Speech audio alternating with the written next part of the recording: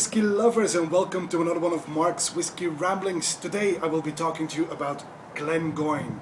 Now, before we start tasting this Glengoyne whiskey, I was amazed that I've never done a Glengoyne rambling before, because I've tried, well, almost 20, and I've actually visited the distillery back in 2010.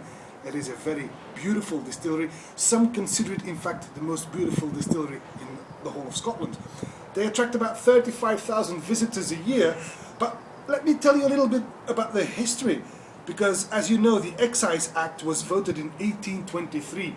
Now, around that time, there were 13 illicit distilleries operating in the area where Glengoyne can now be found.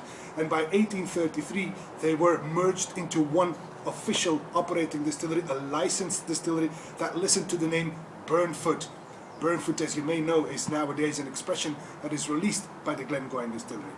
Anyway, it took until 1905 until the name of the distillery was changed from Burnfoot into Glengoyne. And Glengoyne is Gaelic for Valley of the Geese. So I suppose there's quite a few of those birds flying around out there.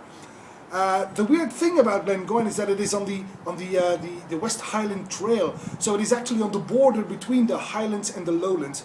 The funny thing is, the A81, the motorway, is more or less the border between the Highlands and the Lowlands.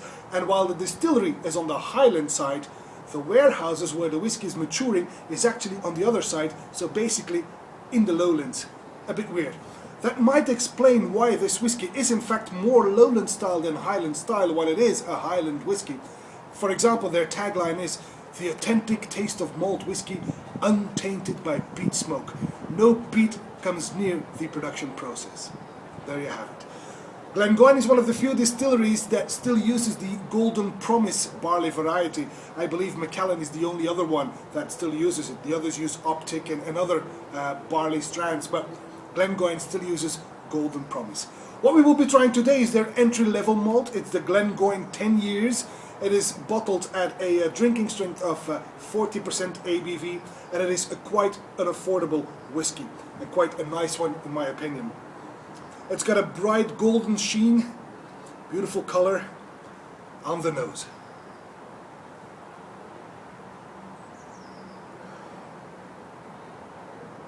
Well, I get a very malty sweetness, some citrus peels. It's even got a salty edge, but most of it is citrus. It's fresh and soft. This is a very typical entry-level malt expression. There's quite a few nuts in there as well. I get almonds and hazelnuts on the palate then.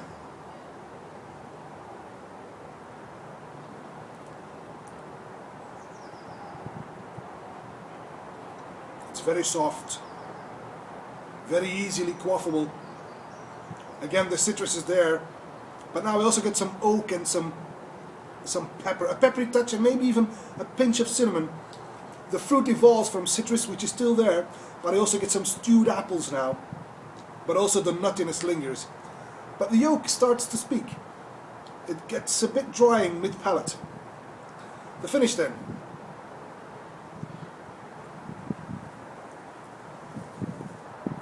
I find the finish to be rather short, a tad drying, still on citrus, apples and some pepper. But truth be told, this is a very easily quaffable whiskey. It's like the entry-level malt that you would put on the table with friends who are, no offense, not yet into whiskey. This might be a good way of introducing people to whiskey, because it is sweet and accessible, very easy drinking. And it is very fairly priced as well, which is why I think the Glengoyne 10 years is something that you should have in your cabinet when friends or family come over. And that's all for this Whiskey Rambling. I hope to see you again at one of Mark's Whiskey Ramblings real soon, and until then, may the malt be with you. Bye bye.